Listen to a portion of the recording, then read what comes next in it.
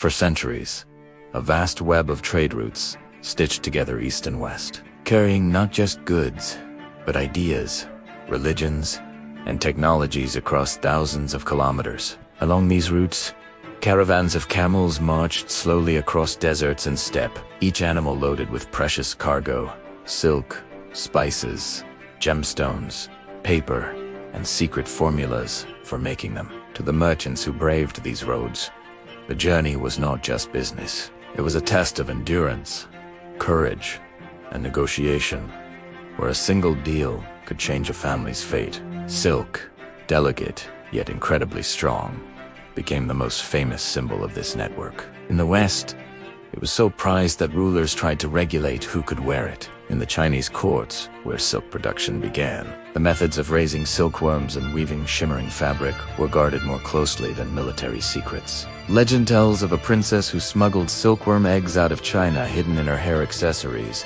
helping spread silk production westward and breaking China's monopoly. Spices traveled the same paths: cinnamon, pepper, cloves, and cardamom. In cold northern courts, these exotic flavors were proof that a ruler could command the riches of distant lands. But it wasn't only luxury goods that moved. Humble items like paper quietly transformed every civilization that adopted them, making record-keeping, administration, and literature far more efficient. When paper technology traveled west, it changed how knowledge was stored and shared. Libraries expanded, governments became more organized, and religious texts could be copied more widely. Religions themselves rode along with the caravans. Buddhist monks, Christian missionaries, and Muslim scholars all traveled these roads, carrying scriptures and stories to new audiences.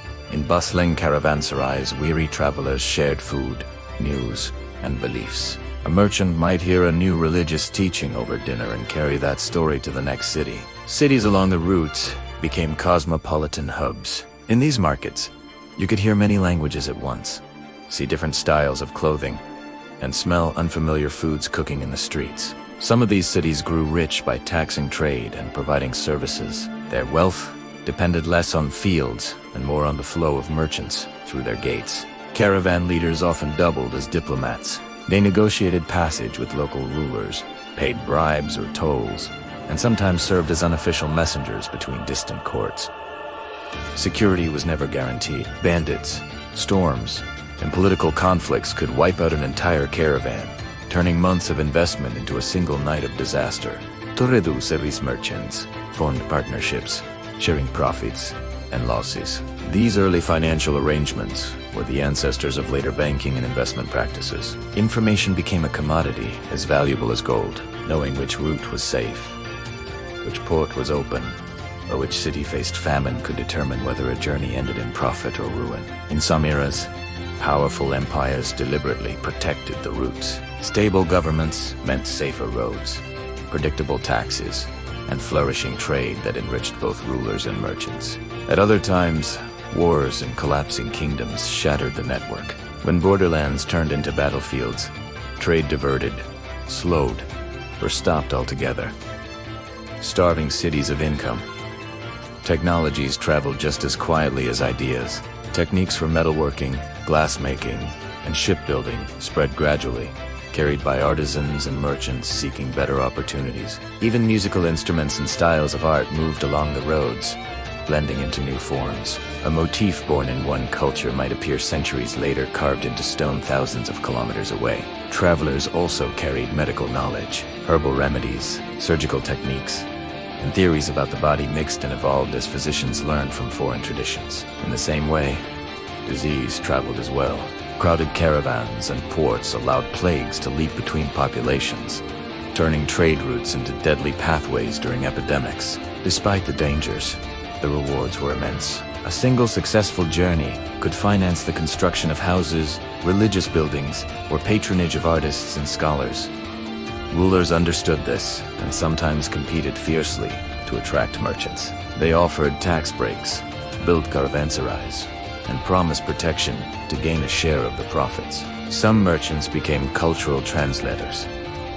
Fluent in multiple languages, they mediated disputes, interpreted laws, and explained one culture's customs to another. Over time, This constant human movement blurred cultural borders. Foods, fashions, and festivals crossed frontiers, making once foreign customs feel familiar in distant lands. Maps grew more accurate as traders shared their routes. What began as closely guarded secrets turned into common geographic knowledge, shrinking the mental distance between continents. In scholarly centers, texts from different civilizations met for the first time. Philosophers compared ideas about the cosmos, ethics, and the nature of knowledge itself. Astronomy benefited enormously. Star charts, mathematical techniques, and navigation tools flowed along these routes, improving the ability of sailors and travelers to find their way.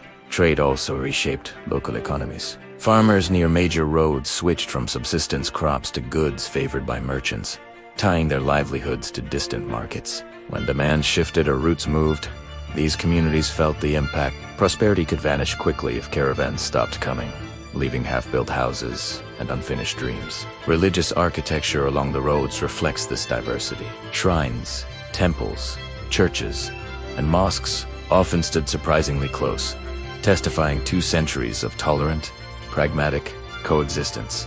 Pilgrims sometimes walked the same roads as merchants. Their journeys were motivated by faith rather than profit, yet they still contributed to local economies and cultural exchange. In Caravans, it was not uncommon for a religious debate, a business negotiation, and a storytelling session to happen in different corners of the same courtyard. Storytellers played a special role. They turned news and history into memorable tales, adding drama so their stories would survive the long journey and be retold elsewhere. Some legends we know today may have begun as travelers' tales, polished at campfires and repeated in marketplaces until no one could separate fact from embellishment. Political powers tried to control these narratives, too. Emperors commissioned inscriptions, coins, and artworks that portrayed themselves as protectors of trade and civilization. Yet control was always limited. Merchants could silently reroute their caravans, favoring cities and rulers who treated them fairly, punishing those who taxed or abused them. This quiet economic pressure shaped politics. A proud city that mistreated traders might find itself bypassed, watching prosperity roll along a different road. In ports, at the ends of overland routes, ships waited to extend the network over water, linking land caravans with maritime trade and expanding commerce even further. Some families built their identity around generations of trading. Sons learned roots and customs from fathers, inheriting not just wealth but also relationships and reputation. Women also participated, especially in managing finances, negotiating local deals, or maintaining trading houses that welcomed partners from abroad. Marriage alliances sometimes linked merchant families from distant regions, creating global kinship networks long before modern corporations or nation-states existed. In times of peace, these links formed an invisible backbone of stability. When rulers changed, the relationships between merchants often outlasted dynasties.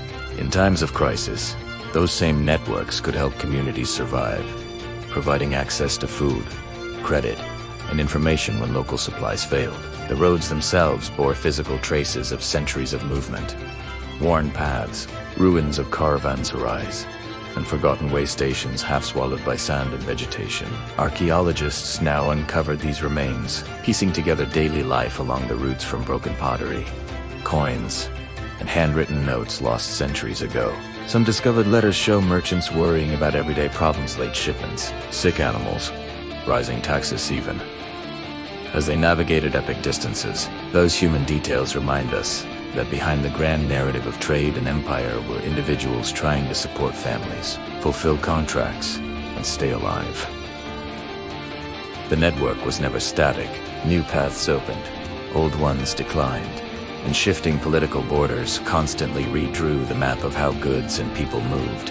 Empires that could not adapt to these changes often weakened, while flexible cities and states found ways to profit from every shift in the commercial landscape. Eventually, maritime routes grew more important, and direct sea travel between distant regions reduced the reliance on long overland caravans. Some inland cities faded, their prosperity stranded far from the new centers of ocean-based trade, while ports on the coasts rose in power and wealth. Yet the memory of the old roads remained, preserved in stories, place names, and architectural fragments standing alone in empty landscapes. Modern researchers now view this ancient trade network as one of humanity's earliest experiments in globalization, a prototype for our interconnected world. The movement of ideas along these routes helped shape philosophy, science, religion, and art, leaving fingerprints on cultures that never directly met. When we trace the path of a single product like a bolt of silk or a page of paper, we see the shadows of countless hands and journeys behind it. The story of these routes is ultimately a story about connection, how strangers became partners, how distant lands became neighbors, and how exchange changed everyone involved. It also holds a warning. Interconnected systems can be powerful, but they are also fragile when faced with war, disease, or environmental change. By studying how this ancient network rose, flourished, and shifted, we gain insight into our own era's global connections and vulnerabilities. The echoes of those caravans still reach us today in the clothes we wear, the foods we eat, the technologies we use, and the ideas we take for granted. In that sense, the old roads never entirely disappeared. They live on in every modern pathway that links one culture to another across vast distances. And as we navigate our own complex networks, their story invites us to ask, what are we trading? What are we sharing? And what kind of future are we building together?